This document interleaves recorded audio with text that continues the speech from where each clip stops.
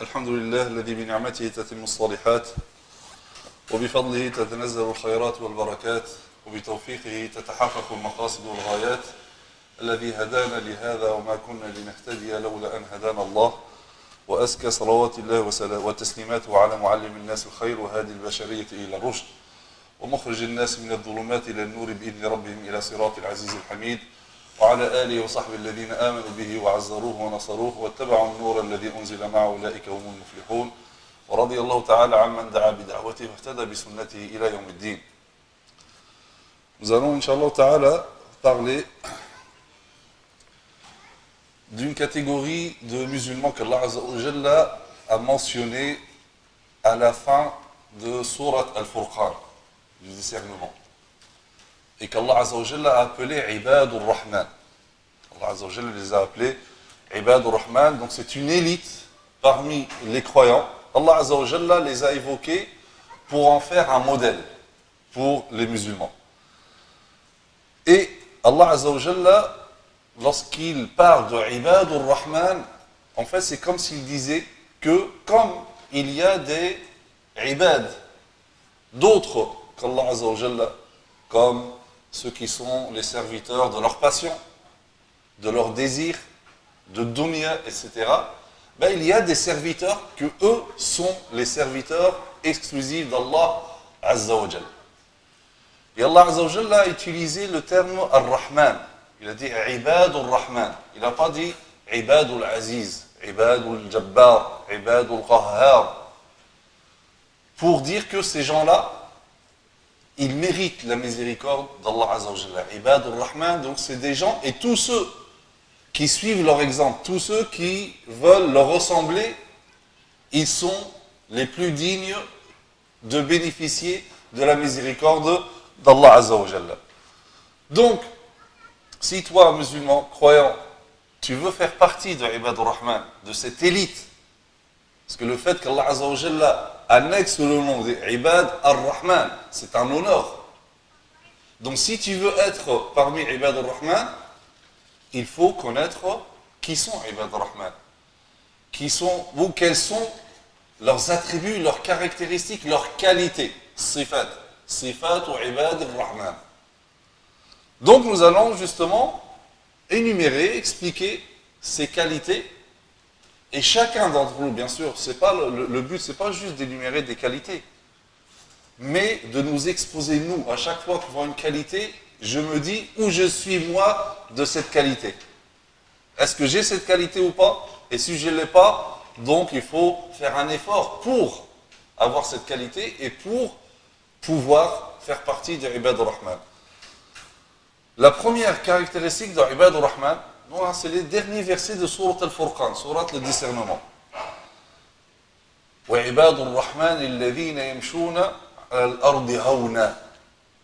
Allah Azza wa Jalla dit dans le Coran, et Ibad al-Rahman, les serviteurs de tout miséricordieux, ce sont ceux qui marchent humblement sur terre. يَمْشُونَ عَلَى الْأَرْضِ هَوْنًا. Tawadu'. Donc première caractéristique, c'est tawadu'. Et là, on se dit, subhanallah, regardez la première qualité. Alladhina yamshuna ala al-ardi hawna. Ceux qui marchent humblement sur terre. Allah Azza wa Jalla a commencé ces qualités par la façon de marcher. Est-ce que la façon de marcher est si importante? Oui. Pourquoi? Parce que, en fait, ta façon de marcher reflète ce qu'il y a à l'intérieur de ton cœur. Les arrogants, les orgueilleux, ils ont une façon de marcher. Une façon de marcher qui reflète l'orgueil qu'il y a dans leur cœur. Et les gens simples, humbles, modestes, ils ont aussi une autre démarche qui reflète leur modestie. Et donc c'est pour cela qu'Allah Azza wa Jalla a parlé de marcher. Et quand on parle de marcher, de nos jours aussi, c'est conduire. Conduire la voiture, c'est pareil. L'orgueilleux, il a une façon de conduire. Celui qui est humble, modeste, il a une façon de conduire. Donc ta façon de conduire reflète ce qu'il y a dans ton cœur. Et Allah Azza wa Jalla dit dans les commandements qu'il nous donne dans Surat Al-Isra, il dit ولا تمشي في الأرض مرحا إنك لن تخرق الأرض ولن تبلغ الجبال طولا. Donc il dit, et ne foule pas la terre avec orgueil. Tu ne sauras fendre la terre, لن تخرق الأرض ولن تبلغ الجبال طولا, et tu ne pourras jamais atteindre la hauteur des montagnes. Donc arrête de marcher comme ça, avec arrogance, quelle que soit ta force. Tu ne pourras jamais donc fendre la terre et tu ne pourras jamais atteindre la hauteur des montagnes. Luqman, alayhi salam, dans le Coran également, donc il donne des recommandations à son fils. Il lui dit وَلَا تُصَعِّرْ خَدَّكَ لِلنَّاسِ وَلَا تَمْشِ فِي الْأَرْضِ مَرَحًا إِنَّ اللَّهَ لَا يُحِبُّ كُلَّ مُخْتَالٍ فَخُورٍ وَاقْصِدْ فِي مَشْيِكَ وَاغْضُضْ مِنْ صَوْتِكَ إِنَّ أَنكَرَ الْأَصْوَاتِ لَصَوْتُ الْحَمِيرِ. Donc Allah Azza wa Jalla dit, donc c'est Luqman qui donne ses recommandations à son fils, il lui dit, et ne détourne pas ton visage des gens, et ne foule pas la terre avec arrogance, car Allah n'aime pas le présomptueux plein de glorioles. Sois modeste dans ta démarche, garde toujours cette façon de démarche. Et baisse ta voix, car la plus détestable des voix, c'est bien la voix des ânes. ولا تصعر خدك للناس أي لا تكلم الناس وأنت معرض عنهم ولا تجعلهم يكلمونك وأنت معرض عنهم. Donc Allah Azza wa Jalla dit, et ne détourne pas ton visage des gens. C'est-à-dire, lorsque quelqu'un te parle, ou lorsque toi tu parles à quelqu'un d'abord, ne te détourne pas, regarde-le dans le visage. Et quand il te parle, pareil, regarde-le dans le visage, ne te détourne pas. On a des fois aujourd'hui, même lorsque quelqu'un te dit salam alaykoum, il te serre la main puis il regarde quelqu'un d'autre. Là, à la rigueur, si tu ne m'avais pas serré la main, c'est mieux. La modestie, et c'est ce que faisait le professeur Hassan. Le professeur Hassan, lorsqu'il parlait à quelqu'un, il était attentif à lui. Il ne se détourne pas de la personne devant. Ça, c'est un signe d'humilité et de modestie. وَلَا تَمْشِ فِي الْأَرْضِ مَرَحًا Inna Allah la yuhibbu kulla mukhtalin fakhur. Ne marche pas avec arrogance, car Allah n'aime pas al-mukhtal. Al-mukhtal huwa alladhi yadhharu atharu al-kibr fi af'alihi. Al-mukhtal, le présomptueux, c'est celui qui laisse apparaître l'arrogance dans ses actions. Quand il marche, ça se voit dans sa démarche, dans ses actions. Al-Fakhour, le plein de glorioles, Al-Fakhour, son arrogance se manifeste dans ses paroles. Méprise des gens, en parlant, où il parle de lui, je. C'est comme s'il y avait que lui. Et le prophète sallallahu alayhi wa sallam, dans un hadith, il nous met en garde contre cette démarche-là. Marcher, comme les arrogants certains. D'accord? Il dit من تعظم في نفسه أو اختال في مشيته لقي الله تبارك وتعالى وهو عليه غضبان. Le prophète dit من تعظم في نفسه, celui qui se donne une extrême considération. Alors, il est imbu de la personne, il se croit meilleur que les autres. أو اختال في مشيته, ou qu'il marche avec arrogance. Il rencontrera Allah Azza wa Jalla le jour du jugement dernier, alors qu'Allah Azza wa Jalla est en colère contre lui. Et comment il pourrait bénéficier de la miséricorde d'Allah Azza wa Jalla alors qu'Allah Azza wa Jalla est en colère contre lui.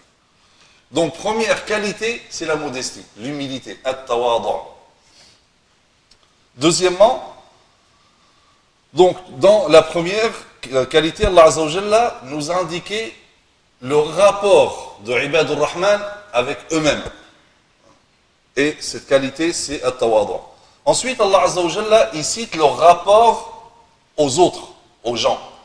Particulièrement leur rapport aux gens insolents. Et là, il dit وَإِذَا خَاطَبَهُمُ الْجَاهِلُونَ قَالُوا سَلَامًا. الجهل ici ليس ضد العلم إنما ضد الحلم. Et le jahl huna huwa as-safaha. Donc il dit, et lorsque les ignorants leur adressent la parole, ils disent paix, salam. Ici, les ignorants, l'ignorance, ce n'est pas le contraire de la science ou de la connaissance. L'ignorance ici, c'est l'insolence. Quelqu'un qui est mal éduqué, qui agresse les gens. Il agit avec insolence, il est insolent. Donc eux disent, lorsque ils sont agressés par la parole, par un insolent, qalu salam, paix, ils ne vont pas s'abaisser à son niveau. Ils vont dire des paroles qui les mettent à l'abri de tout reproche.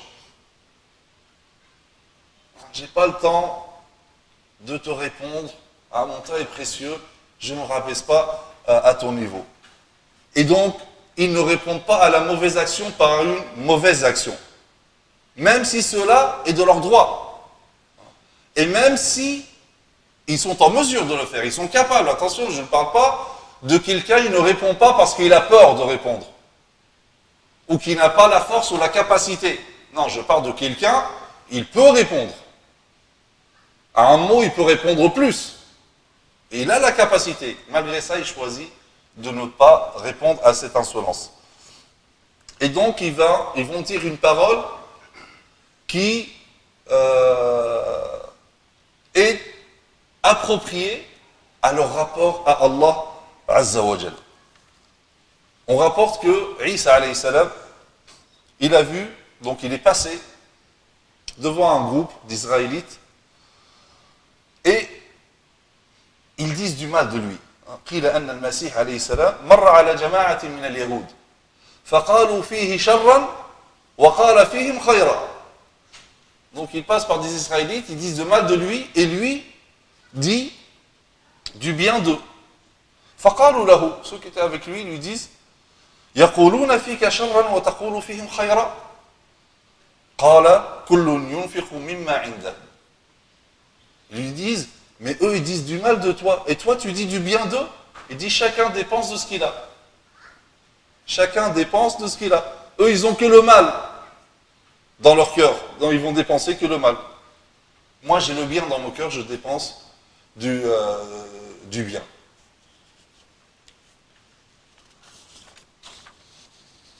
Ibadur Rahman, en réalité, ils veulent donc être parmi ce qu'on appelle Ashabul Fadl Yawm al-Qiyamah.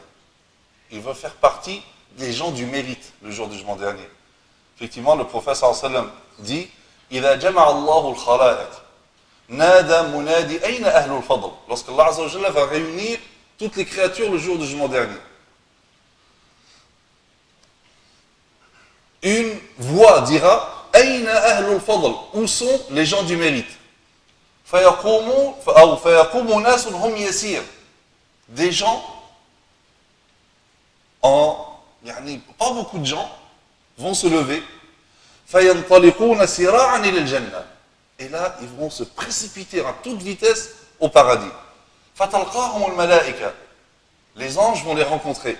فيقولون إنا نراكم سراعا إلى الجنة, on voit, nous voyons que vous vous dirigez à grande vitesse au paradis. فمن أنتم, qui êtes-vous? فيقولون نحن أهل الفضل, nous sommes les gens du mérite. فيقولون ما كان فضلكم, et c'était quoi votre mérite? Ils leur disent قالوا كنا إذا ظلمنا صبرنا وإذا أسيء إلينا غفرنا وإذا جهل علينا حلمنا فيقال لهم ادخلوا الجنة فنعم أجر العاملين. Donc ils disent, donc c'est quoi leur mérite? Il dit, lorsque on subissait une injustice, on patientait. Quand j'ai dit, ils ne patientaient pas parce qu'ils n'avaient pas autre choix. Mais c'est leur choix. وَإِذَا أُسِئَ إِلَيْنَا غَفَرْنَا, et lorsque on nous faisait du mal, on pardonnait. Donc c'est des gens qui savent pardonner. وَإِذَا جُهِلَ عَلَيْنَا حَلُمْنَا, et lorsqu'on agit avec nous avec insolence, on fait preuve d'indulgence. L'indulgence. فَيُقَالُ لَهُمْ, et là on dira أُدْخُلُوا الْجَنَّةِ, entrez au paradis. Quelle belle récompense des gens qui œuvrent. سئل أنس بن مالك عن هذه الآية ادفع بالتي هي أحسن فإذا الذي بينك وبينه عداوة كأنه ولي حميم. Anas ibn Malik, celui qui a grandi chez le prophète sallallahu alayhi wa sallam. Donc, on lui pose la question sur ce verset. Repousse le mal par ce qui est meilleur. Et voilà que celui avec qui tu avais une animosité, un désaccord, devient-elle un ami chaleureux. Qu'est-ce que ça veut dire? Qala, huwa ar-rajulu yashtumuhu akhuhu. C'est un homme, une femme, un homme dont son frère, un autre, l'insulte. Fayaqulu lahu, donc regardez, avant de s'emporter, d'insulter, etc., il lui dit In kunta sadiqan, faghafara Allahu li, wa in kunta kadiban, faghafara Allahu lak. Il dit si ce que tu dis là c'est vrai, qu'Allah me pardonne. Et si ce que tu dis c'est pas vrai, qu'Allah te pardonne. Et ça s'arrête là. Et c'est ça, hein, ne pas, donc il dit idfa, repousse le mal par le meilleur. Repousse pas le mal par le mal, ça ne fait que aggraver le mal. Et c'est quelqu'un qui vient et te dit oh, toi, t'es arrogant, toi, t'es cavalier. Au lieu de t'emporter en quart de tour, non, dis-lui, tout simplement. Si ce que tu dis là, c'est vrai, ben qu'Allah me pardonne. Si ce que tu dis, c'est pas vrai, qu'Allah te pardonne. Donc voilà la deuxième qualité, donc al-hilm. Première qualité, c'est la modestie. Deuxième qualité, c'est al-hilm. Et celui qui n'a pas la première, il ne peut pas avoir la deuxième. L'arrogant, il ne peut pas être indulgent. L'arrogant ne sait pas pardonner. Troisièmement, qiyamul layl. Les prières nocturnes. Et donc c'est pour ça, en fait, ici, les qualités, regardez, Allah Azza wa Jalla ne parle pas des qualités, la salat, le jeûne, etc. Parce que ça, c'est pour le croyant lambda, finalement. Mais là, il parle d'une élite. Donc, il va au-delà des obligations. Donc, notamment, Qiyam al-Layl, il dit, donc Allah Azza wa Jalla, dans la première qualité, il nous a parlé, il nous a décrit le rapport de Ibad al-Rahman avec leur propre personne. Ensuite, avec les gens, particulièrement avec les insolents. Ensuite, il nous décrit, troisième, leur rapport avec Allah Azza wa Jalla. Et ce rapport-là se manifeste dans la nuit, dans le dernier tiers de la nuit, alors que les gens dorment paisiblement dans leur lit, eux, ils ont tout un autre état avec Allah Azza wa Jalla. وَالَّذِينَ يَبِيتُونَ لِرَبِّهِمْ سُجَّدًا وَقِيَامًا. Qui passent les nuits prosternés et debout pour leur Seigneur. Et donc, ils passent la nuit, ou une grande partie de la nuit, entre prosternation, entre position debout, ils récitent les paroles d'Allah Azza wa Jalla, ils espèrent la miséricorde d'Allah Azza wa Jalla, ils demandent protection à Allah Azza wa Jalla contre l'enfer, et ils font cela, bien sûr, non pas pour avoir l'agrément de quiconque, non, ils font pas ça par ostentation, mais ils ne font que pour Allah Azza wa Jalla. C'est pour ça qu'Allah Azza wa Jalla dit Yabituna li rabbihim, qui passent les nuits prosternés debout pour leur Seigneur. L'un des pieux prédécesseurs, Salaf, quand on dit Salaf, c'est les 3 premières générations, les 3 premiers siècles des musulmans. Il avait un domestique. Et ce domestique-là, il passait un long moment dans la nuit en train de faire la prière. Prier des prières nocturnes. Ce qui avait un impact sur son rendement pendant la journée. Et là, donc, cet homme lui dit, écoute, tes prières nocturnes ont un effet sur ton travail de la journée. Et là, il lui dit, وَمَاذَا أَعْمَلْ? Et que puis-je faire d'autre? إِنِّي إِذَا تَذَكَّرْتُ الْجَنَّةَ طَالَ شَوْقِي. Il dit, qu'est-ce que je pourrais faire d'autre? Quand je commence à dormir, je me rappelle du paradis. Et du coup, j'éprouve un désir ardent d'y aller. Et donc, ça me pousse à me lever pour faire des rak'at, pour gagner le paradis. وَإِذَا تَذَكَّرْتُ النَّارَ طَالَ خَوْفِي. Et si je me souviens de l'enfer, ça procure en moi une crainte. Et ça me pousse également à me lever.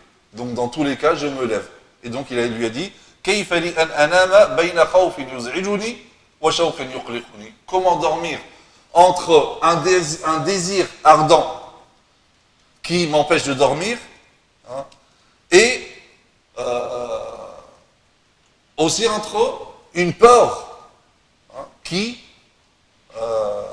m'effraie et fait fuir le sommeil. L'un des pieux prédécesseurs également, il passait presque toute la nuit en priant. Et au moment du dernier tiers de la nuit, presque au moment lorsqu'on appelle de suhour, juste avant l'aube, là, il levait les mains en disant « Ya Rabb, inna mithli yastahyi an yas'alaka al-jannah, fa as'aluka bi rahmatika an tujirani min an-nar » Regardez là, presque toute la nuit. Il passe sa nuit en priant, en invoquant Allah Azza wa Jalla. Et à la fin, avant l'aube, il dit « Ya Allah, quelqu'un comme moi a honte de te demander le paradis. Je te demande donc par ta miséricorde de m'épargner l'enfer. » Quelqu'un qui passe toute la nuit en prière et il a honte de demander le paradis à Allah Azza wa Jalla. Que dirons-nous? Nous, on dort la nuit, une partie de la matinée, et on se lève, sans rien, Ya Allah, donne-moi le paradis. Quatrièmement, al-khawfu min an-nar. Donc, la crainte de l'enfer. Donc, on a dit, le rapport de Ibad Rahman avec Allah Azza wa Jalla, yabituna li rabbihim sujjadan wa qiyama. Donc, le rapport Allah Azza wa Jalla, c'est qu'ils passent la nuit, donc prosternés, debout pour Allah Azza wa Jalla. Qu'est-ce qui les a poussés à cela? C'est justement cette crainte et l'espoir. Al-khawf wa tama'. La crainte et l'espoir. Les deux. Il faut avoir les deux.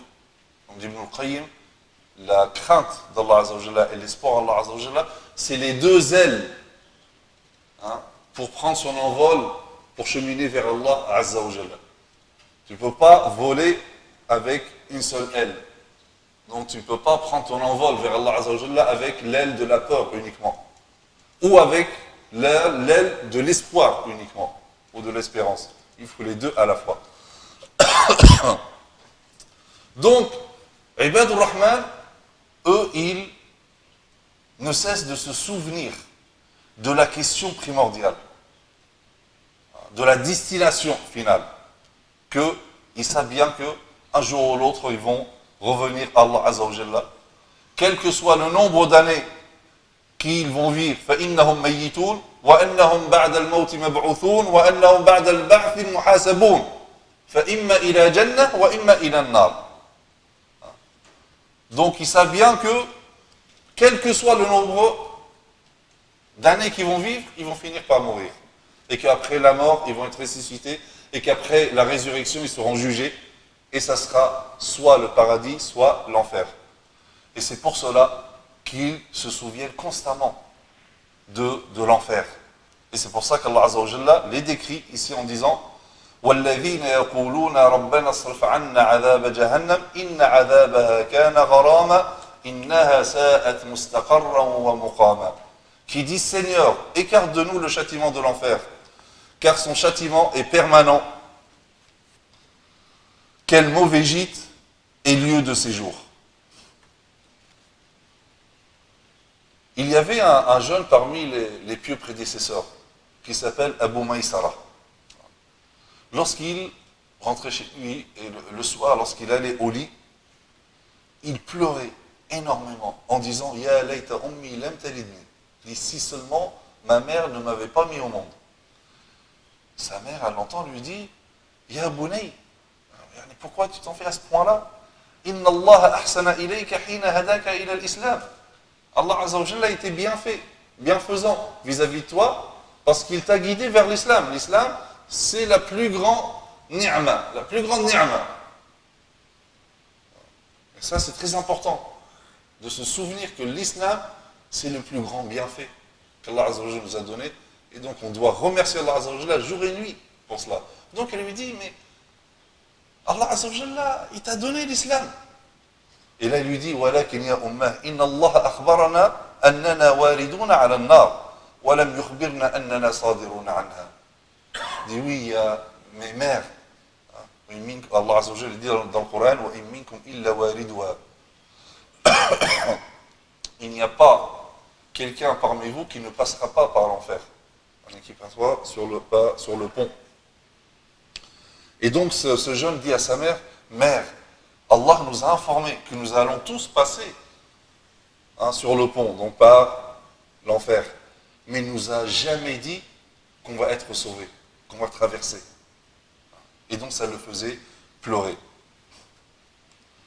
روي أن داود عليه السلام قال إلهي لا صبر لي على حر شمسك فكيف أصبر على حر نارك. Daoud عليه السلام, David, le grand prophète, mais aussi grand roi, puissant. Il disait, ô Seigneur, je n'arrive pas à patienter face à la chaleur de ton soleil. Comment je pourrais supporter la chaleur de ton feu? Ça, lorsqu'il y a des jours qui sont chauds, la canicule, etc., on doit se rappeler de ça. Et regardez, subhanallah, on n'arrive même pas à supporter cette chaleur. On a besoin de la clim, etc. Mais ce jour-là, il n'y aura pas de clim. Donc si je ne peux pas supporter cette chaleur, à plus forte raison, il faut penser à la chaleur de l'enfer. وقال النبي صلى الله عليه وسلم لا تنسوا العظيمتين. Le prophète dit, n'oubliez jamais ces deux choses importantes, grandioses, ces deux grandes choses. Al-Jannah wa al-Nar, le paradis et l'enfer. Il faut toujours penser à ça. وقال عليه الصلاة والسلام ما رأيت مثل النار. Il dit, je n'ai jamais vu quelque chose comme l'enfer. Na maharibuha. Donc je n'ai jamais vu quelque chose comme l'enfer. Celui qui veut le fuir est en train de dormir. On veut fuir l'enfer, mais on est en train de dormir dans le sens où on ne fait rien pour éviter l'enfer. Wala mithla al-jannah, nama talibuha. Ni comme, je n'ai jamais vu comme l'enfer, celui qui la demande est en train de dormir, ni comme le paradis, celui qui le demande est en train de dormir également.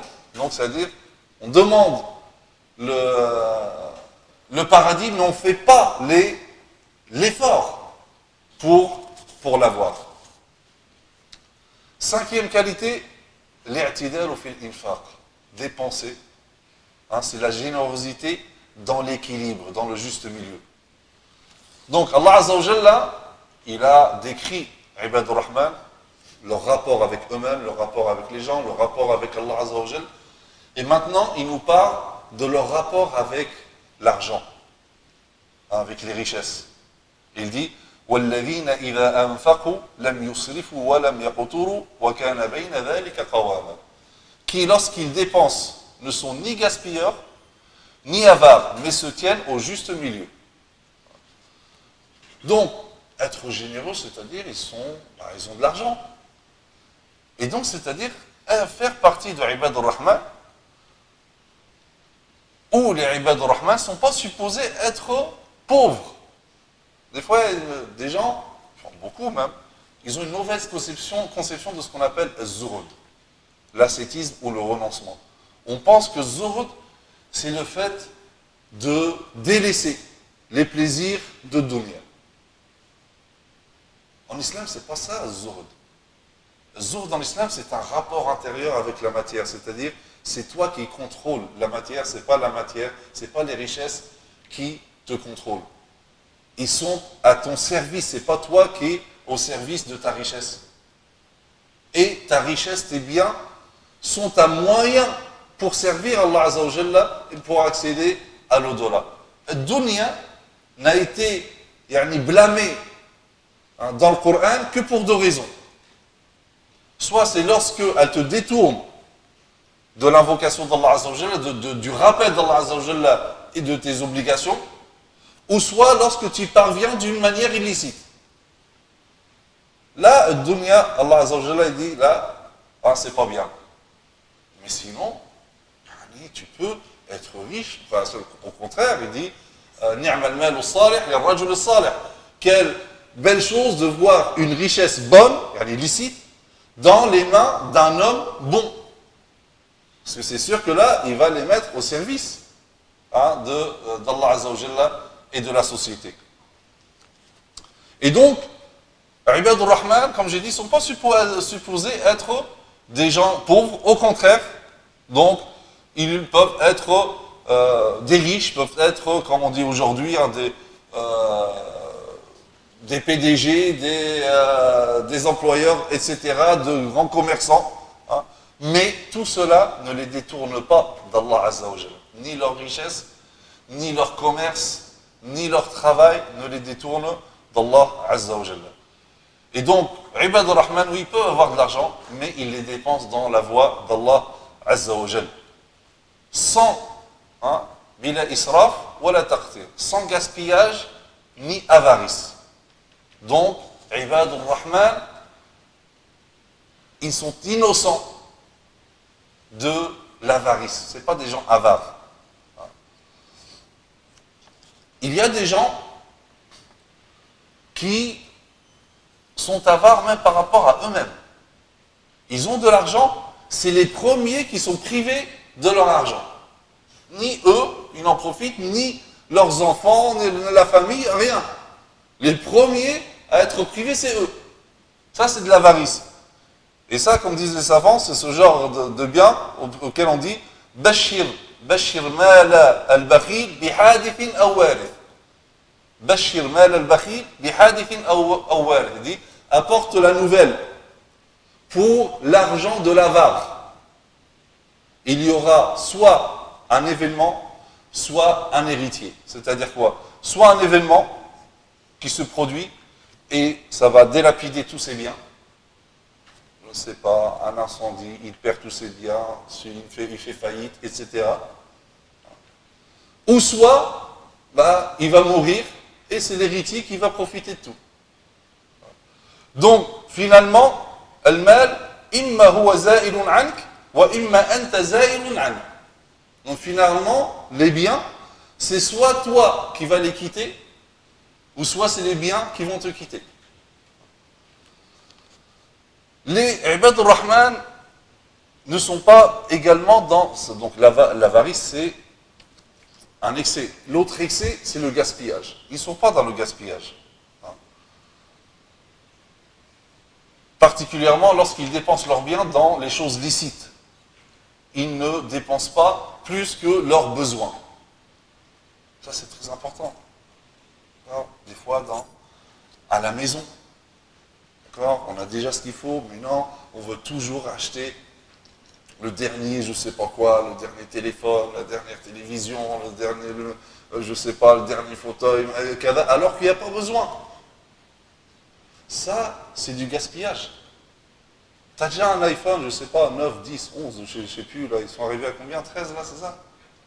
Ah, bientôt 15, Pourquoi? Dès qu'il y en a un, tu le veux. Tu en as besoin? Non. Ça, c'est du gaspillage. Même si tu as des millions, hein. On ne parle pas de l'argent. Même si tu es millionnaire. Mais ça sert à quoi? Tu as déjà un téléphone. Il est bien, il fonctionne. Qu'est-ce que tu veux? Ça, c'est du gaspillage. Tu veux acheter une paire de baskets. Celle-ci est à 60, je ne sais pas, 60 euros. Non, toi, tu la veux l'autre à 250 euros. Pourquoi? Ouais, parce que c'est le dernier cri, c'est kada. C'est du gaspillage. Tes baskets sont à notre époque, on achetait de nouvelles baskets lorsque vraiment elles sont mortes, mais quand on dit mortes. Là, elles ont besoin, on achète. Aujourd'hui, c'est juste, c'est juste parce qu'on voit le pli, là, la basket en cuir, on voit là, le pli là un petit peu. Maintenant, c'est bon, maintenant il faut une autre paire à linge. Ça, c'est du gaspillage. La définition du gaspillage, hein, donc c'est le gaspillage dans al-ma'asiyah, dans la désobéissance, ou dans une futilité. Ça, c'est du gaspillage. Lorsque tu mets ton argent dans le haram, ou dans le licite, mais c'est futile.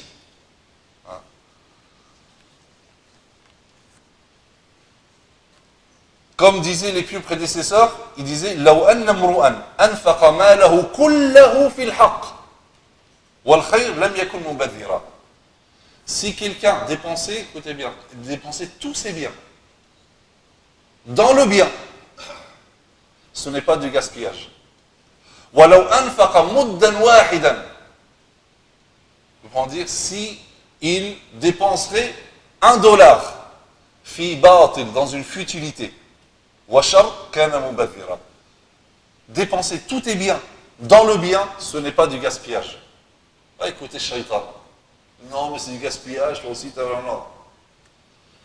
Mais dépenser $1, €1, dans la futilité ou dans la désobéissance, ça c'est du gaspillage. Donc, فَالْإِنْفَاقُ فِي الْخَيْرِ لَا إِسْرَافَ فِيهِ. Dépenser dans le bien, il n'y a pas de gaspillage. جاء بعض السلف بسرة من فضة فأعطاها في سبيل الله. L'un des pieux prédécesseurs, il a une bourse d'argent, des pièces en argent, et il a tout donné fi sabilillah. Tout. فقيل له يا فلان لا خير في إسراف. Il dit, oh toi, il n'y a pas de bien dans le gaspillage. فقال ولا إسراف في خير. Et il n'y a pas de gaspillage dans le bien. Il n'y a pas de gaspillage dans le bien. Et on connaît l'histoire dans l'une des batailles, Omar ibn Khattab, ça coïncidait pas avec le fait qu'il y avait, donc il a fait du commerce, il a eu une entrée d'argent, et il y a la concurrence dans le bien entre les compagnons. Donc il s'est dit aujourd'hui, je vais peut-être réussir à devancer Abu Bakr radhiyallahu anhu. Donc il arrive avec des biens et le donne au prophète sallallahu alayhi wa sallam pour participer donc à cette bataille. Le prophète sallallahu alayhi wa sallam lui dit, qu'est-ce que tu as laissé à ta famille? Il lui dit, j'ai laissé la même chose. C'est-à-dire qu'il a donné la moitié des biens. Il faut méditer ça. Qui d'entre nous, tu vois ton compte en banque et tu donnes la moitié de ce que tu as? Pas n'importe qui peut faire ça. Omar est là et voilà qu'Abu Bakr radhiyallahu anhu arrive. Il donne au prophète sallallahu alayhi wa sallam et là le prophète sallallahu alayhi wa sallam lui dit, et qu'est-ce que tu as laissé à ta famille? Il lui dit, j'ai laissé Allah et son messager sallallahu alayhi wa sallam. Il avait tout donné. Bien sûr, attention, Abu Bakr il a tout donné, parce que, bien sûr, c'est fisabilillah, mais parce que c'est un grand commerçant aussi. Hein. Il sait qu'après, il pourra aussi gagner de l'argent, etc. Et c'est-à-dire que l'épouse d'Abu Bakr était du même niveau également. Il vient à sa femme, en bas, j'ai tout donné. Sa femme lui dit, ah, mais comment nous on va vivre, etc. Non. C'est, yani, mashallah, toute la famille comme ça. L'imam al-Layth ibn Sa'd, c'était un contemporain de l'imam Malik. Al-Layth ibn Sa'd, il était en Égypte. كان من أغنياء المسلمين. الليث بن سعد, ce grand savant, il était riche. وقالوا أن دخله كان 80,000 dinars. Par an, il avait 80 000 pièces de dinars. Le dinar, c'est les pièces en or. Donc c'est énorme. Et subhanallah, ما وجبت عليه زكاة قط. Pourtant, il n'a jamais été imposable pour zakat. Parce qu'en fait, tout ce qu'il avait, il dépensait. Et donc, arrive à la fin d'année, il n'est même plus imposable pour payer la zakat. Donc, جاءت امرأة تسأله شيئا. Une femme est venue voir Layth ibn Sa'd, lui demander quelque chose, un petit peu de miel. فأمر لها بزق جرة كبيرة. Cette femme vient demander un petit peu de miel. Est-ce que tu as un petit peu de miel à me donner? Il lui donne une jarre, une grosse jarre d'huile. فقال له بعض جلسائه تسألك أكلة عسل فتعطيها زقا. Elle te demande juste un petit peu de miel, tu lui donnes une jarre. Subhanallah, écoutez bien ce qu'il lui dit. فقال إنها تسأل على قدر حاجتها ونحن نعطيها على قدر نعمة الله عز وجل علينا. Il dit, elle demande selon son besoin. Et nous lui donnons selon ce qu'Allah Azza wa Jalla nous a donné. Elle demande selon le besoin. Mais toi, tu donnes selon ce que tu peux. كذلك عبد الله ibn Ja'far ibn Abi Talib. Ja'far ibn Abi Talib, c'est le cousin du prophète sallallahu alayhi wa sallam. Il est tombé martyr dans la bataille de Mu'ta. Là, c'est son fils, Abdullah, qui, après la mort de son père, il a été élevé par le prophète sallallahu alayhi wa sallam. C'est la pile qui a rendu la main, c'est ça?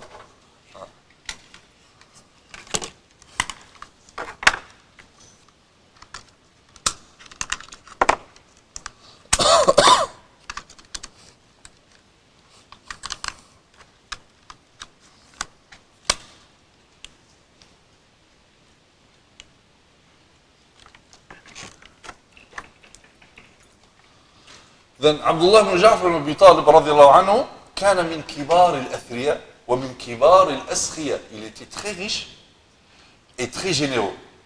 وكان من خصاله أنه كان لا يرد سائلا.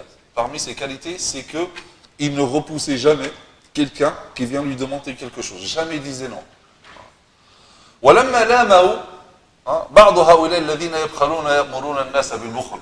Il y a des gens, ils donnent pas et ils empêchent les autres de donner. Comme il y a des gens qui n'apprennent pas, ils n'apprennent pas les autres, ils empêchent les autres d'apprendre. Attention, faut pas écouter un tel, faut pas lire un tel, etc. Eux, ils n'apprennent pas et ils ne laissent pas les autres apprendre. Et bien là, c'est pareil par rapport à l'argent. Eux, ils sont avares et ils incitent les autres à l'être. Et donc, ils lui disent, mais pourquoi tu fais ça? Comment ça? N'importe qui demande, jamais tu dis non. Et là, il va dire quelque chose d'extraordinaire. Il dit, Inna Allah awadani aada. Wa awadtu ibadahu aada. عودني أن يعطيني وعودت عباده أن أعطيهم وأخشى إن قطعت عادتي عنهم أن يقطع عادته عني. Il dit, Allah Azza wa Jalla donc m'a donné une habitude. Et moi, j'ai donné aussi une habitude à ses serviteurs. عودني أن يعطيني. Allah Azza wa Jalla m'a donné l'habitude qu'il me donne, m'a habitué à ce qu'il me donne. Et moi, j'ai habitué ses serviteurs à leur donner. Et j'ai peur que si jamais j'interromps mon habitude envers les gens, lui aussi va interrompre son habitude envers moi. Sixième qualité, at-tawhid, l'unicité ou le monothéisme pur. Allah Azza wa Jalla nous dit وَالَّذِينَ لَا يَدْعُونَ مَعَ اللَّهِ إِلَهًا آخَرَ. Donc, et ceux qui n'implorent pas autre Dieu avec Allah Azza wa Jal. Donc c'est-à-dire que eux, ils vouent une adoration exclusive à Allah Azza wa Jal. Et ils orientent leur dua exclusivement à Allah Azza wa Jal. Alors, ils ne vont pas voir, je ne sais pas qui, un mort, une tombe, etc. Non, c'est lorsqu'ils lèvent les mains, ils lèvent que pour Allah Azza wa Jal, parce qu'ils savent que seul Allah Azza wa Jalla détient le pouvoir de tout. C'est lui qui détient l'autorité. Et implorer Allah Azza wa Jalla, الدعاء هو مخ العبادة. بل أن النبي صلى الله عليه وسلم يقول الدعاء هو العبادة. Implorer Allah Azza wa Jalla, c'est l'adoration. C'est l'esprit même de l'adoration. Le prophète sallallahu alayhi wa sallam tire cela d'un verset coranique qui dit وَقَالَ رَبُّكُمُ ادْعُونِي أَسْتَجِبْ لَكُمْ. Et votre Seigneur dit, implorez-moi, je vous répondrai. Ensuite il dit, إِنَّ الَّذِينَ يَسْتَكْبِرُونَ عَنْ عِبَادَتِي سَيَدْخُلُونَ جَهَنَّمَ دَاخِرِينَ. Il dit, وَقَالَ رَبُّكُمُ ادْعُونِي. Ensuite il dit, إِنَّ الَّذِينَ يَسْتَكْبِرُونَ عَنْ. Normalement il aurait dit, عَنْ دُعَاء. Parce qu'il dit, ادْعُونِي. Mais non, il a changé le mot dua, il a mis la ibada à la place. Pour dire que les deux, ad-dua, et c'est de là où le prophète sallallahu alayhi wa sallam a dit ad-dua huwa al-ibada. Donc, implorer Allah Azza wa Jalla uniquement, c'est ça l'adoration. Dans le sens où adorer Allah Azza wa Jalla, ou implorer Allah Azza wa Jalla seul, unique, c'est l'esprit même de Tawhid. Parce que comme j'ai dit, lorsque tu lèves tes mains vers Allah Azza wa Jalla, tu reconnais par là même que seul Allah Azza wa Jalla détient le pouvoir de te donner ou de refuser de donner. C'est lui l'administrateur de l'univers. Et quand tu lèves les mains vers autre qu'Allah Azza wa Jalla, tu es en train de dire que cette chose-là, cette personne-là, ce mort, cette tombe, je sais quoi, aurait aussi ce pouvoir. Et c'est ça, associé à Allah Azza wa Jalla. Donc, les serviteurs d'Allah Azza wa Jalla n'implorent que Allah Azza wa Jalla dans le sens qu'ils n'adorent que Allah Azza wa Jalla. Donc, tous leurs actes d'adoration, qu'ils soient physiques, comme la salat, prosternation, inclinaison, le jeûne, le tawaf, le hajj, tout ça c'est pour Allah Azza wa Jalla. Ou oral, le dua, l'invocation, un nadhr formulé, un vœu, Formuler un vœu, tu dis, Ya Allah, je m'engage que lundi, je vais jeûner pour toi. Tu as fait un nadr. Là, du coup, ça devient une obligation pour toi de jeûner. Je pense pas juste d'une intention. D'accord? Sans formuler, tu te dis dans la tête, je vais jeûner lundi. Et après, tu jeûnes pas. C'est pas grave. Mais si tu as formulé, tu as fait ce qu'on appelle le nadr. Tu as formulé, Ya Allah, lundi, je vais jeûner pour toi. Là, ça devient une obligation. Mais ça, on le fait que pour Allah Azza wa Jalla. Pas voir les tombes, etc.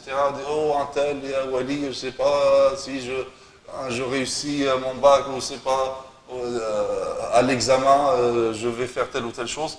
Ça, bien sûr, c'est du shirk.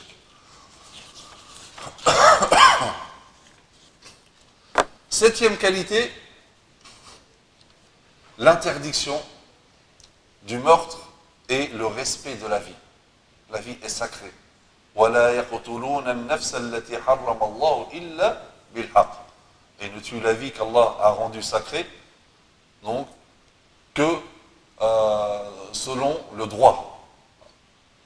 Et donc, regardez ici, donc, Allah Azza wa Jalla parlait donc de shirk. وَالَّذِينَ لَا يَدْعُونَ مَعَ اللَّهِ إِلَهًا آخَرَ. Et ceux qui n'implorent avec Allah Azza wa Jalla autre qu'Allah Azza wa Jalla. Et juste après, il dit وَلَا يَقْتُلُونَ النَّفْسَ.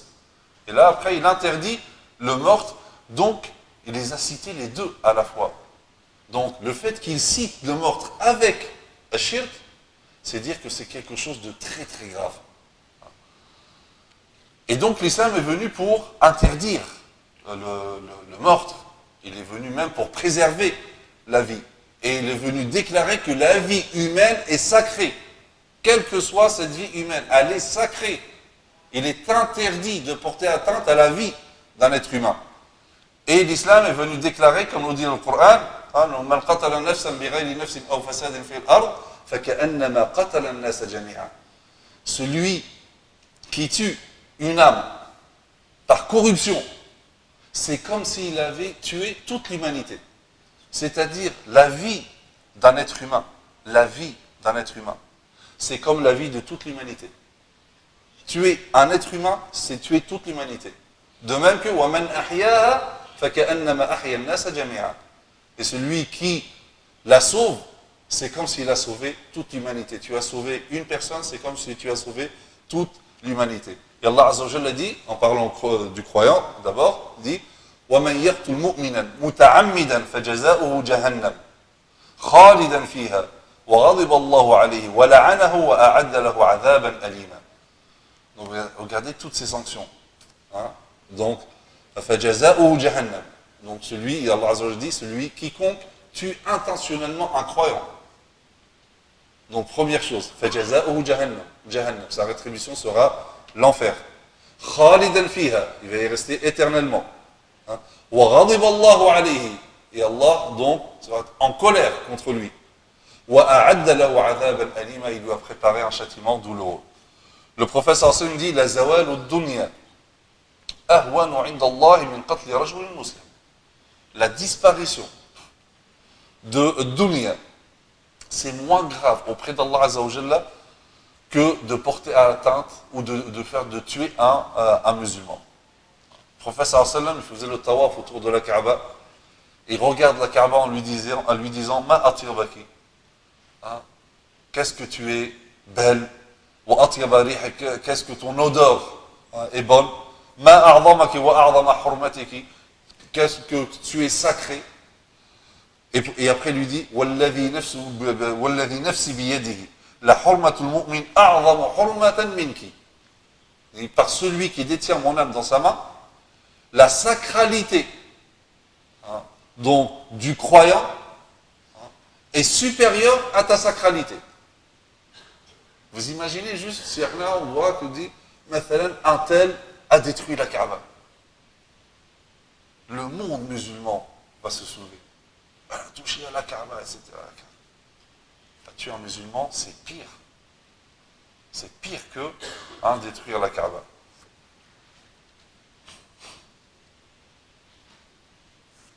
Dans le hadith, le professeur Hassan dit Ya'ti al-maqtoulu muta'alliqan ra'suhu bi ihda yadayhi. Le jour du jugement dernier, le tué, il viendra, le jour du jugement dernier, sa tête dans sa main.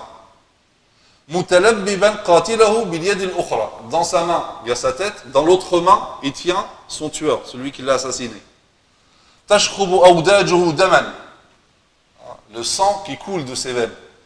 Hatta ya'tiya bihi al-'arsh, jusqu'à arriver devant le trône d'Allah Azza wa Jalla. Fayaqulu al-maqtul, l'assassiné, il dira à Allah Azza wa Jalla, hadha qatalani. Fayaqulu Allah Azza wa Jalla lil-qatil ta'ist. Et Allah Azza wa Jalla dira à l'assassin, donc, malheureux que tu es, وَيُذْهَبُ بِهِ إِلَى النَّارِ, et on le jettera en enfer, وَالْعِيَاذُ بِاللَّهِ. Et bien sûr, on a dit que l'être humain, la vie humaine est sacrée, y compris la vie du non-musulman. Le prophète sallallahu alayhi wa sallam dit, من قتل معاهدا لم يرح رائحة الجنة وإن ريحها ليوجد من مسيرة 40 يوما. Et celui qui tue un bénéficiaire d'un pacte de paix, qui vit parmi les musulmans en paix, et un musulman le tue injustement, comme ça, juste par corruption. Allah Azza wa Jalla dit, ce musulman, il ne pourra pas sentir l'odeur du paradis. C'est même pas entrer au paradis, c'est même pas l'odeur. Il dit alors que l'odeur du paradis, on peut le sentir d'une distance de 40 ans. Parce que la vie est sacrée. Huitième qualité, c'est l'interdiction de zina. Ibad al-Rahman, il s'éloigne de ce grand péché qui est la fornication. Allah Azza wa Jalla dit وَالَّذِينَ لَا يَدْعُونَ مَعَ اللَّهِ إِلَهًا آخَرَ وَلَا يَقْتُلُونَ النَّفْسَ الَّتِي حَرَّمَ اللَّهُ إِلَّا بِالْحَقِّ وَلَا يَزْنُونَ وَمَنْ يَفْعَلْ ذَلِكَ يَلْقَ أَثَامًا يُضَاعَفْ لَهُ الْعَذَابُ يَوْمَ الْقِيَامَةِ وَيَخْلُدْ فِيهِ مُهَانًا. Dit qui ne commettent pas de fornication, car quiconque fait cela, avec ce qui a été cité avant, encourra une punition et le châtiment lui sera doublé au jour de la résurrection et il y demeurera éternellement couvert d'ignominie. Et donc, comme l'islam est venu pour préserver la religion, il est venu également préserver la vie, mais l'islam est également venu pour préserver l'honneur, al-'ird, la dignité humaine, et c'est pour cela qu'il a interdit la fornication. Et donc, Ibadur Rahman, il s'éloigne de la fornication et il ne tombe jamais dans ce grand péché. Wala taqrabu zina. Allah Azza wa Jalla dit, ne vous approchez pas de la fornication. C'est même pas ne commettez pas la fornication. Non, ne vous approchez pas. Il y a tout ce qui mène. Et c'est pour ça qu'il est interdit même donc, de sortir avec une fille, de se trouver à un endroit isolé avec une fille, etc. Parce que tout cela, ça peut conduire à la fornication. Donc tout ça, c'est haram. Et donc, il faut faire attention à la jeunesse. Des fois, donc, certains, ils se permettent des choses. Maintenant, on peut voir la sœur avec le hijab, le jeune qui vient à la mosquée, mais ils sortent ensemble. Subhanallah. Si ce n'est pas physiquement, c'est à travers les écrans, etc. Non, tout ça, attention. Ça peut mener au haram. D'accord ? Bien sûr, derrière les écrans, c'est pas pareil que lorsque ils sont ensemble physiquement dans un lieu où il n'y a personne. Mais tout ça pour dire que, attention, lorsque on baisse la garde et on commence à négliger donc ces précautions, on peut tomber billah, dans le haram. Et donc l'islam veut éduquer l'individu, tout d'abord, à s'éloigner de la fornication. Pourquoi ? Allah Azza wa Jalla, comme si on disait qu'Allah il est jaloux. Il veut que tu sois le serviteur exclusif d'Allah Azza wa Jalla. Il ne veut pas que tu sois le serviteur de tes instincts. Parce que si tu succombes à ça, c'est-à-dire que tu es devenu l'abd de ta ghariza. Tu es devenu le serviteur, l'esclave de tes instincts. Alors qu'Allah Azza wa Jalla, lui, il veut que tu sois son serviteur d'une manière exclusive.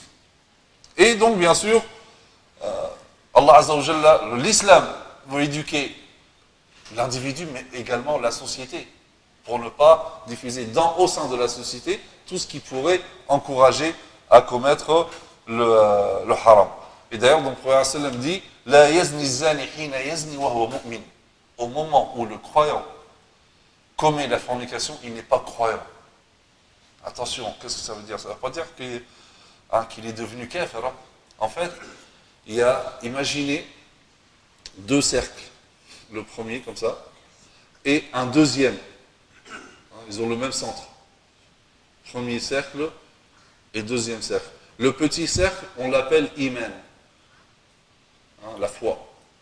Le grand, on l'appelle islam, l'islam. Donc, professeur Hassim dit, la yazni zani hina yazni wa huwa mu'min. Celui qui commet la fornication, au moment de le commettre, il n'est plus croyant. C'est-à-dire qu'il sort de ce cercle de l'iman. Mais il reste toujours dans le grand cercle qui est l'islam. Mais il a baissé de niveau.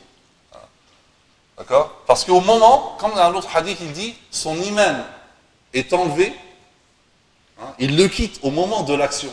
Il le quitte et il est sur sa tête comme un nuage. Le prophète Hassim dit, إِذَا زَنَ أَحَدُكُمْ خَرَجَ مِنْهُ الْإِيمَانُ وَكَانَ عَلَيْهِ كَالظُّلَّةِ.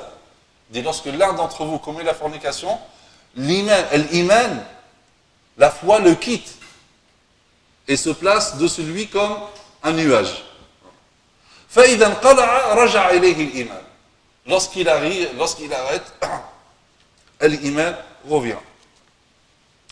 وقال النبي صلى الله عليه وسلم من يضمن لي ما بين لحييه, celui qui me garantit deux choses, يعني اللسان, donc la langue, et ses parties intimes.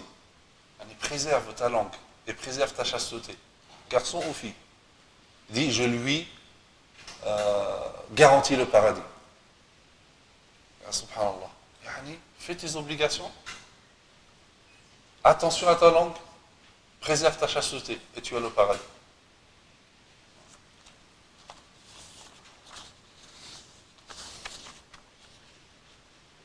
Neuvièmement, at-tawbah, le repentir. Ibadur Rahman, ça ne veut pas dire que c'est des gens infaillibles, ma'soumine. D'accord? Ils peuvent commettre des péchés.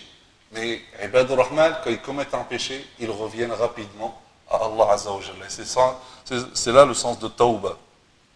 Le terme arabe tawbah veut dire le retour. En fait, c'est comme si, subhanallah, la place de l'être humain, c'est qu'il est proche d'Allah Azza wa Jalla. Et lorsqu'il s'éloigne d'Allah Azza wa Jalla à cause du péché, donc il revient vite fait vers Allah Azza wa Jalla à travers le repentir. Et donc, même si on commet des péchés, les portes d'Allah Azza wa Jalla, les portes du repentir sont grandement ouvertes. Le prophète sallam dit وَالَّذِي نَفْسِ بِيَدِهِ لَوْ لَمْ تُذْنِبُوا لَذَهَبَ اللَّهُ بِكُمْ وَلَجَاءَ بِقَوْمٍ يُذْنِبُونَ فَيَسْتَغْفِرُونَ فَيَغْفِرُ اللَّهُ لَهُمْ. Dit par celui qui détient mon âme dans sa main. Si vous ne commettez pas de péché, Dieu vous ferait disparaître, apporterait un autre peuple qui, eux, commettront des péchés et imploreront ce pardon et Allah leur accordera le pardon. Ensuite, Allah Azza wa Jalla dit Illa man taba wa amana. Sauf celui qui se repent et croit. Comment il a lié les deux? Pourquoi? Parce que les grands péchés altèrent la foi. Comme le hadith que j'ai cité tout à l'heure, La yazni zani hina yazni wa huwa mu'min, wa la yasriqu as-sariqu hina yasriqu wa huwa mu'min, wa la yashrabu al-khamra hina yashrabu wa huwa mu'min. Voilà, ça me dit, celui qui commet la fornication, au moment de la fornication, il n'est pas croyant. Celui qui vole, au moment de voler, il n'est pas croyant. Celui qui boit de l'alcool, au moment de boire l'alcool, ce n'est pas un croyant. Donc, l'iman peut être entaché par les grands péchés, particulièrement. Ensuite, il dit « Illa man taba wa amana wa amila salihan ». C'est-à-dire qu'après le repentir et la foi, il y a besoin de se rattraper également par les bonnes actions. Et donc de faire beaucoup de bonnes actions pour effacer complètement le péché. Dans un autre verset, Allah Azza wa Jalla dit Wa inni la ghaffarun liman taba wa amana wa amila salihan thumma ihtada. Il dit et je suis grand pardonneur pour quiconque se repent, croit et fait de bonnes actions et puis se trouve guidé. Allah Azza wa Jalla dit également illa man taba wa amana wa amila salihan, toujours donc ici dans Ibad Rahman, فَأُولَٰئِكَ يُبَدِّلُ اللَّهُ سَيِّئَاتِهِمْ حَسَنَاتٍ وَكَانَ اللَّهُ غَفُورًا رَحِيمًا. Donc, sauf ceux qui se repentent, croient et font de bonnes actions. Ensuite, il dit فَأُولَٰئِكَ, ceux-là, Allah Azza wa Jalla changera leurs mauvaises actions en bonnes actions. Ceux-là, Allah Azza wa Jalla changera leurs bonnes actions leurs mauvaises actions en bonnes actions. Ici, les mufassiroun, les exégètes, les commentateurs donc, du Coran, avance deux explications, deux tafsirs. Le premier, ils disent anna hayatahum tahawwalat fahum tahawwalu min hayati al-ma'siyah ila hayati at-ta'a. Il dit ici que veut dire leurs mauvaises actions se transforment en bonnes, c'est-à-dire ils vont changer de vie, d'une vie de désobéissance vers une vie d'obéissance, d'une vie de mauvaises actions vers une vie de bonnes actions. La deuxième interprétation, d'autres disent, ce sont les mauvais péchés en soi. Quand tu te repens, tes mauvais péchés, par miséricorde, se transforment en bonnes actions. Dixièmement, je vais faire rapidement pour le faire tous, donc c'est délaisser le faux témoignage et les futilités. Allah Azza wa Jalla dit وَالَّذِينَ لَا يَشْهَدُونَ الزُّورَ وَإِذَا مَرُّوا بِاللَّغْوِ مَرُّوا كِرَامًا. Ceux qui ne donnent pas de faux témoignages et qui, lorsqu'ils passent auprès d'une frivolité, d'une futilité, s'en écartent noblement. Ici, le sens de yashhadoun, le premier sens, c'est yashhadoun bima'na shahada. C'est-à-dire, ils ne donnent pas de faux témoignages. Et ça, comme dit le Prophète, c'est un grand péché. Donner des faux témoignages, c'est pas juste pour mentir. Là, donner un faux témoignage, ça fait partie des grands péchés, comme dit le prophète sallallahu alayhi wa sallam. La deuxième explication, c'est de shuhud. Shuhud, c'est d'être présent dans les endroits où on désobéit à Allah Azza wa Jal. Comme le verset وَإِذَا مَرُّوا بِاللَّغْوِ مَرُّوا كِرَامًا, et lorsqu'ils passent devant une futilité, ils passent noblement. On rapporte que Abdullah ibn Mas'ud radiyallahu anhu marra bimajlisi lahwin falam yaqif indahu. Ibn Mas'ud, il est passé par des gens qui, en fait, parlaient des futilités, c'est même pas de désobéissance. Ils passaient leur temps à parler de tout et n'importe quoi. Rien d'utile.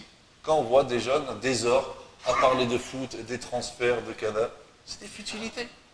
Tu perds ton temps à ça. Et donc, Abdullah ibn Mas'ud ne s'arrête pas. Et là, le professeur il dit لَقَدْ أَصْبَحَ ibn Mas'ud وَأَمْسَ كَرِيمًا. Il dit, Ibn Mas'ud, c'est quelqu'un de noble. Parce que justement, il ne s'est pas arrêté. Et Allah Azza wa Jalla, il dit وَإِذَا مَرُّوا بِاللَّغْوِ مَرُّوا كِرَامًا. Et lorsqu'il passe par des futilités, il passe noblement. Donc on a dit qu'Ibn Mas'ud est quelqu'un de noble. Et à plus forte raison lorsque c'est des péchés. Omar ibn Abdul Aziz, le grand calife Umayyad, il est mort en l'an 101 de l'Égypte, on lui a ramené des gens qui avaient bu de l'alcool, donc pour les sanctionner. Après, ils lui disent, mais, donc on a trouvé tout ce groupe, mais celui-là, lui, il ne buvait pas avec eux. Au contraire, il jeûnait. Et là, il dit, il jeûnait, mais il était avec eux. Il dit, commencez par lui.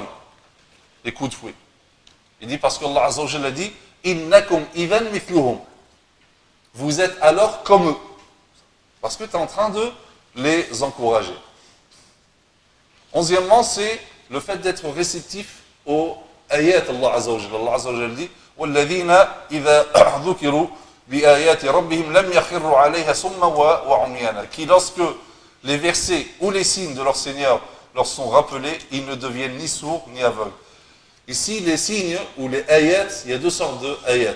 il y a l'ayat al-kawniya, les signes cosmiques, il y a l'ayat al-tanziliya, les versets du Coran. Dans les deux sens, Ibad al-Rahman, ils sont attentifs. Ils savent méditer les signes d'Allah Azza wa Jalla dans l'univers et ça les renvoie vers Allah Azza wa Jalla. Ils méditent et ils voient à travers les œuvres d'Allah Azza wa Jalla la grandeur d'Allah Azza wa Jalla. Et lorsqu'ils méditent le Coran, donc ils comprennent le Coran et le mettent en pratique. Et le dernier, c'était le fait donc, de demander à Allah Azza wa Jalla donc des épouses vertueuses et des enfants vertueux. Allah Azza wa Jalla a dit وَالَّذِينَ يَقُولُونَ رَبَّنَا هَبْ لَنَا مِنْ أَزْوَاجِنَا وَذُرِّيَّاتِنَا قُرَّةَ أَعْيُنٍ وَاجْعَلْنَا لِلْمُتَّقِينَ إِمَامًا. Et qui dit Seigneur, donne-nous en nos épouses et nos descendants la joie des yeux et fais de nous un guide pour les pieux. Il demande donc une famille vertueuse, des enfants vertueux. Parce que, et c'est ça qui fait la joie des parents. La joie des parents, c'est pas de voir les enfants, oui, machallah, il a une bonne situation, il s'en est sorti, il est riche, il a une belle voiture, une grande maison, alors que billah, il peut aller en enfer, billah. Non, ce qui fait vraiment la joie des parents, c'est de voir les enfants vertueux, être de bons musulmans. Si en plus il a tout ça, alhamdulillah, mais l'essentiel c'est qu'il soit un bon musulman. Et aussi, ce qui fait la joie des parents, c'est qu'ils veulent que leurs enfants soient des gens vertueux et qui appellent les autres à la vertu.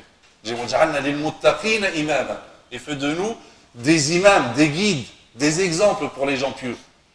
Donc non seulement ils veulent que les enfants soient bien, mais ils veulent aussi que les enfants fassent un effort pour appeler au bien. Donc voilà, Ibadur Rahman. Comme ça, lorsque vous allez prendre le Mus'haf et réciter ces versets-là, vous allez vous rappeler de ces qualités. Et le tout maintenant, c'est de voir où je suis moi de ces qualités. Et me réformer en conséquence. Donc voilà, barakallahu fikum, subhanakallahu bihamdik, nashhadu an la ilaha illa anta nastaghfiruka wa natubu ilayk. Wa sallallahu ala sayyidina Muhammad wa ala alihi wa sahbihi wa sallam taslima wa assalamu alaykum wa rahmatullahi wa barakatuh.